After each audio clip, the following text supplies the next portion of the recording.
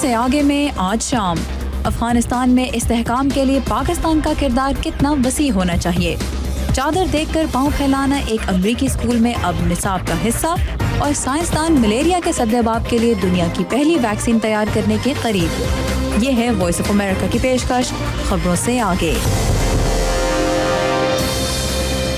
السلام علیکم، voice of America کے واشنگٹن اسٹوڈیوز میں آپ سب کو خوش آمدید۔ پروگرام خبروں سے آگے کے ساتھ میں ہوں سارہ زمان۔ آج کے شو کا آغاز کریں گے پاک امریکہ تعلقات سے۔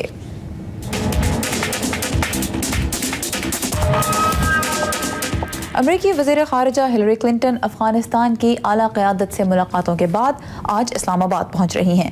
امریکی خفیہ ادارے CIA کے ڈائریکٹر ڈیوڈ پیٹریس اور امریکی افواج کے سربراہ جنرل مارٹن ڈیمسی بھی ان کے ہمراہ ہیں۔ اس سے قبل کابل میں صدر حامد کرزئی کے ساتھ ایک مشترکہ پریس کانفرنس میں ہلری کلنٹن نے افغانستان کے مستقبل میں پاکستان کے کردار کو انتہائی اہم قرار دیا اور کہا کہ تینوں ملکوں کو افغانستان کے استحکام کے لیے مل کر کام کرنا چاہیے۔ امریکی وزیر خارجہ اور اعلیٰ فوجی قیادت کا یہ دورہ ایک ایسے وقت میں ہو رہا ہے جب پاکستانی فوج کے سربراہ جنرل اشفاق پرویز کیانی اپنے ایک حالیہ بیان میں کہہ چکے ہیں کہ امریکہ کو شمالی وزیرستان میں آپریشن کے لیے پاکستان پر دباؤ ڈالنے کے بجائے افغانستان پر توجہ دینی چاہیے۔ خطے کے موجودہ سیاسی پس منظر میں ہلری کلنٹن کے اس دورے سے واشنگٹن میں کیا توقعات ہیں، بتا رہے ہیں ندیم یعقوب۔ افغانستان کے پس منظر میں پاکستان اور امریکہ کے تعلقات کے حوالے سے تینوں ممالک کے اعلیٰ حکام کی جانب سے حالیہ کچھ دنوں میں کئی بیانات سامنے آئے ہیں، جن میں تازہ ترین پاکستانی فوج کے سربراہ جنرل اشفاق پرویز کیانی کا ہے، جس میں انہوں نے کہا ہے کہ امریکہ پاکستان پر دباؤ ڈالنے کی بجائے افغانستان میں استحکام پر توجہ دے۔ افغانستان کے لیے امریکہ کے سابق سفیر رونلڈ نیومن کا کہنا ہے کہ بیانات کا مقصد رد عمل کی روشنی میں اگلی حکمت عملی کا تعین کرنا ہوتا ہے۔ ہم سب جانتے ہیں کہ افغانستان میں مختلف لوگوں کے مفادات ہیں۔ پاکستان افغان حکومت اور عسکریت پسندوں کے بھی مفادات ہیں، جن میں طالبان اور دیگر گروہ شامل ہیں۔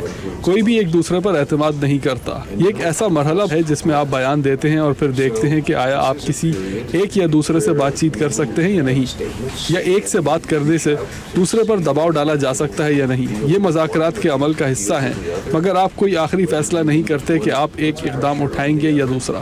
پاکستان اور امریکہ کے تعلقات میں سرد مہری کے حالیہ دور کی روشنی میں کچھ ماہرین کا خیال ہے کہ خطے میں دونوں ممالک کے مفادات ہم آہنگ نہ ہونے کی وجہ سے امریکہ کی مالی اور فوجی امداد کے ذریعے پاکستان کو اپنے ساتھ ملانے کی کوششیں ناکام ہوتی نظر آ رہی ہیں، اور دونوں ملک تعلقات کی موجودہ نوعیت کا تعین کرنے کی کوشش کر رہے ہیں۔ کارنیگی انڈاؤمنٹ فار پیس کے فیلو اور امریکن یونیورسٹی کے اسسٹنٹ پروفیسر اسٹیفن ٹینکل، میرے خیال میں ہلری کلنٹن کے دورے کے دوران افغانستان میں پاکستان کی ممکنہ کردار پر بات ہوگی۔ یہاں واشنگٹن میں اب لوگ سمجھ گئے ہیں کہ مالی امداد کے بل بوتے پر امریکہ پاکستان کو اپنے ساتھ تعاون پر رضامند نہیں کر سکتا، تاہم ایسا افغانستان کے سیاسی نظام کی تشکیل میں پاکستان کے کردار کو تسلیم کرنے سے ممکن ہوگا۔ اسٹیفن کہتے ہیں کہ امریکی وزیر خارجہ ہلری کلنٹن کی طرف سے حقانی نیٹ ورک سے بات چیت کے امکان کو مسترد نہ کیے جانے کے بیان سے ظاہر ہوتا ہے کہ امریکہ تسلیم کر رہا ہے کہ افغانستان میں سیاسی مصالحت کے لیے وہ ایسے عناصر کو اس عمل میں شامل کرنے کو تیار ہے جنہیں وہ بے شک پسند نہ کرتا ہو، مگر ان سے بات چیت ضروری سمجھتا ہے۔ پاکستان کے دفاعی اور سیاسی امور کے تجزیہ نگار اکرام سہگل کا کہنا ہے کہ پاکستان اور امریکہ کے تعلقات میں بہتری ممکن ہے، لیکن اس بارے میں زیادہ توقعات وابستہ نہیں کرنی چاہیے۔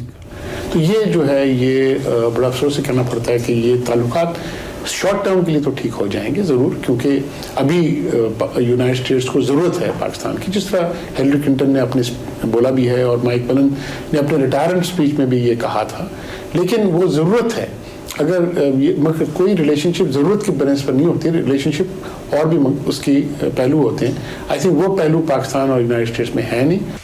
واشنگٹن کے ماہرین کا خیال ہے کہ امریکی وزیر خارجہ کے دورہ پاکستان اور افغانستان کا مقصد تینوں ملکوں کے درمیان گزشتہ کچھ عرصے میں پیدا ہونے والے ان اختلافات کو اگر مکمل طور پر دور کرنا نہیں تو بھی تعاون کی صورتحال کو بہتر بنانا ہے، جو 2014 میں افغانستان سے امریکی افواج کی واپسی کے ٹائم ٹیبل پر اثر انداز ہو سکتے ہیں۔ کیونکہ ماہرین کے مطابق خطے میں استحکام کے لیے پاکستان سمیت ان تمام عناصر سے بات چیت اہمیت اختیار کرتی جا رہی ہے جن کے مفادات افغانستان سے وابستہ ہیں۔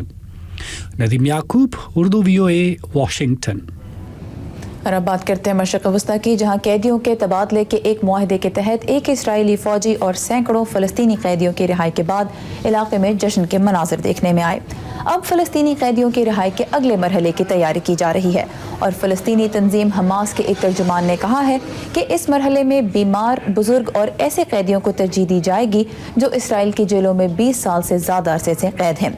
واشنگٹن میں بین الاقوامی تعلقات کے کئی ماہرین کا کہنا ہے کہ قیدیوں کا یہ تبادلہ مشرق وسطیٰ میں سیکیورٹی کی صورتحال پر انتہائی اہم اثرات مرتب کرے گا۔ تفصیلات رضا نقوی کی رپورٹ میں۔ 450 سے زیادہ فلسطینی قیدیوں کی رہائی کے بعد وہ فلسطینی جنہیں اسرائیل کے ساتھ قیدیوں کے تبادلے کے معاہدے کے تحت ملک بدر کیا جانا ہے، اپنے میزبان ملکوں میں پہنچنا شروع ہو گئے ہیں۔ شام کے سرکاری ٹی وی کے مطابق 16 فلسطینی، جن میں ایک خاتون بھی شامل تھی، رہائی کے بعد گزشتہ روز دمشق پہنچے، جبکہ 11 اس سے پہلے پہنچے تھے۔ فلسطینی قیدیوں میں سے 40 کو اسرائیل اپنے لیے سیکیورٹی رسک سمجھتا ہے۔ اسرائیلی وزیر اعظم بنجمن نتنیاہو نے خبردار کیا ہے کہ اگر آزاد کیے گئے کسی فلسطینی نے دوبارہ اسرائیل کے خلاف کسی پرتشدد کارروائی میں حصہ لیا تو انہیں سزا ملے گی۔ واشنگٹن کے centre for Near East Policy سے منسلک مائیکل سنگھ کہتے ہیں کہ امریکہ کو بھی اسی بات پر تشویش ہے۔ آزاد کیے گئے فلسطینیوں میں سے کچھ ایسے ہیں جو دہشت گرد سرگرمیوں میں ملوث رہے ہیں، اس لیے ان کی آزادی خطے کی سیکیورٹی کے لیے مسائل پیدا کر سکتی ہے۔ قیدیوں کا یہ تبادلہ فلسطین اور اسرائیل کے درمیان قیام امن کے لیے کی جانے والی سال ہر سال کی کوششوں کا نتیجہ ہے۔ میرے خیال میں اسرائیل قیدیوں کے تبادلے پر اس لیے تیار ہوا ہے کہ انہیں اب فلسطینی انتظامیہ کے کمزور یا حماس کے مضبوط ہونے کی فکر نہیں ہے، کیونکہ اس وقت تو ہر قسم کے امن کا عمل رکا ہوا ہے۔